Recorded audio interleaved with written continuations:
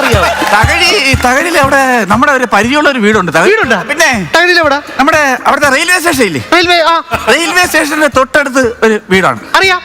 ഇടക്കിടക്ക് വന്നിട്ട് കൊടി കാണിച്ചിട്ട് അകത്തോട്ട് കയറിപ്പോ. എനിക്കറിയാം, മാമനാണ്. അയ്യോ, അത് ഗേറ്റ് കീപ്പർ ആണ്. അതല്ല അല്ല, പിന്നല്ല. അതിന്റെ പിറകുവശത്ത് ഒരു വീടുണ്ട്. അതേത് വീട്? പിറകുവശത്ത് നമ്മുടെ ആശ ചേച്ചി, തയ്യലൊക്കെ ഉള്ള ആശ ചേച്ചി. എന്റെ മാമിയാ.